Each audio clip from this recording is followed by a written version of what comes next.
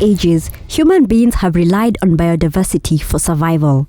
But like the setting and rising of the sun, climate change has left a terrible scar on the ecosystem, leaving man dry and desperate.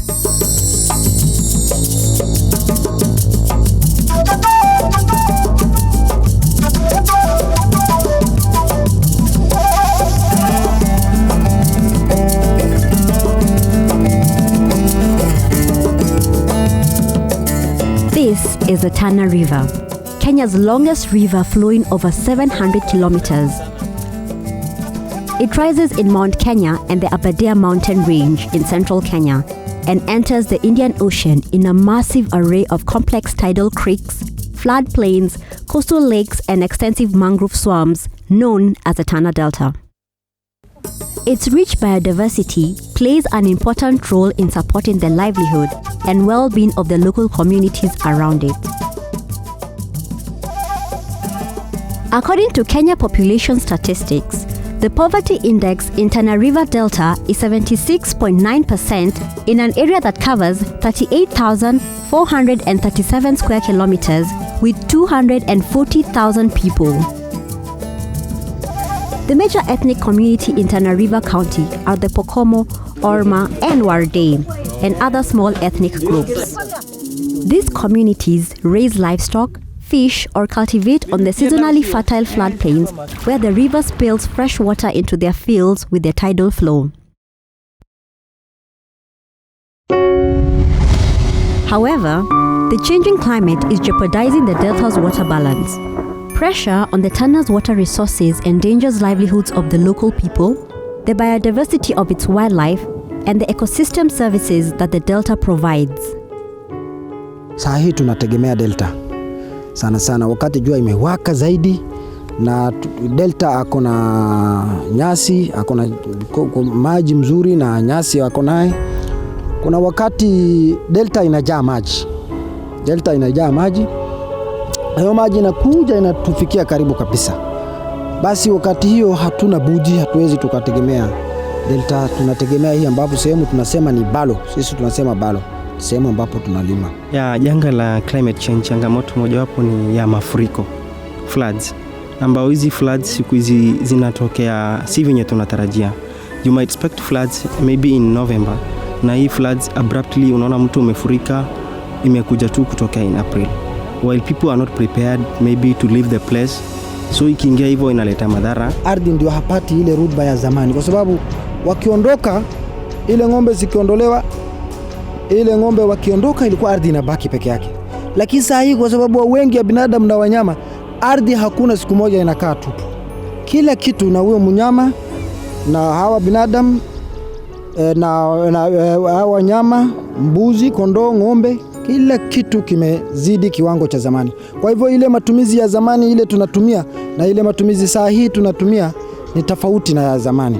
Mazingira ya kitambo ni kwamba wakati wote sisi tulikuwa hatukosi maji, na hata wakati mara nyingi kwa sababu ya maji kulikuwa na haya mafuriko ambayo yalikuwa yanakuja kila wakati, lakini watu walipendelea hayo mafuriko kwa sababu yalikuwa yamerahisisha kilimo ambacho kilikuwako wakati ule, na kila wakati mimea yetu, chakula kama samaki, kwa sababu sisi ni walaji wa samaki, zilikuwa havikosekani.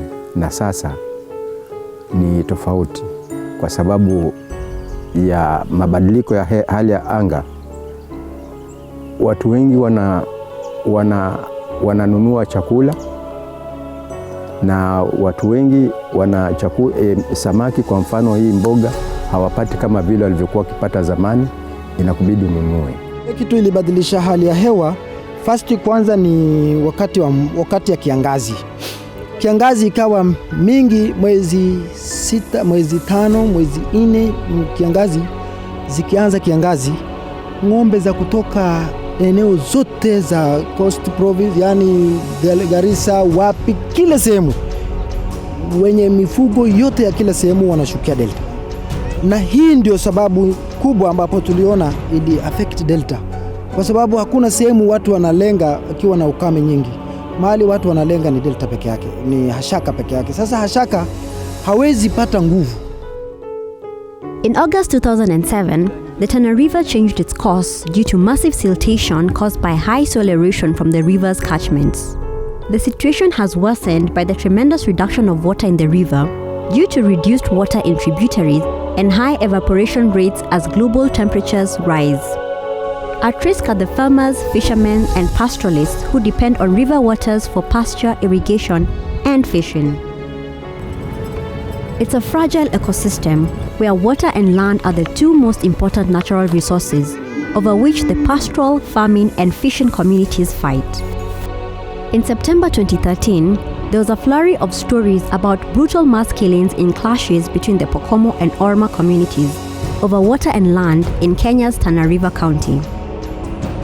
The conflict between the Pokomo and Orma communities may seem a simple thing that perhaps requires better land laws and regulations, but given the environmental and demographic changes at the heart of the region's water and land scarcity, it's actually a very complex problem and involves changing people's way of life. Ukifuga nyuki, hata kama kuna upungufu wa maji, hao nyuki wataweza kufanya kazi kwa sababu hapa kwenu kuna mitaro ambayo inapitisha maji na kuna miti ambayo imepandiwa hapo kando kando inapata maua. In 2013, a program was initiated that sought to improve livelihoods of 6 villages surrounding the Tana River Delta. The main intervention strategy was through agricultural training. The Farmers Field School was one of the approaches that proved to be successful. Farmer Field School allows farmers to carry out activities that involve simple experiments, regular field observations, and group analysis. The knowledge gained from these activities enables participants to make their own local specific decisions about crop management practices. Tumezoea nyumba zetu, tunajenga na miti na udongo, fito, manyasi, na kama ile miti hatutakata ili tujenge nyumba zetu, sisi tutajenga nyumba na nini?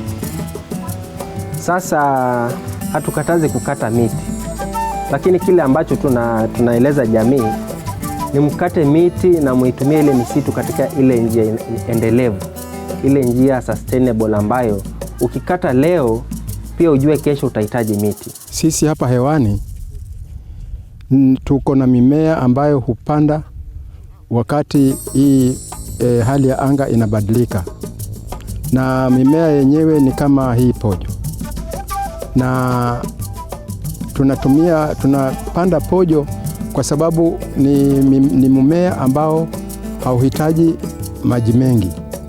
Unahitaji maji kidogo ama mvua kidogo na mnavuna, lakini sio kama mpunga ambao unachukua maji mengi. Na kwa sababu hali ya anga imebadilika siku hizi, sasa ni mmea kama pojo, mmea kama watermelon, na ni mimea kama hii cassava na kadhalika.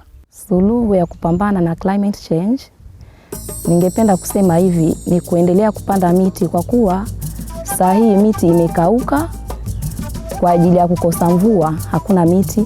Hivyo tukipanda miti tutakuwa tumefanya vizuri, manake hiyo miti itatusaidia pia, tutapata mvua.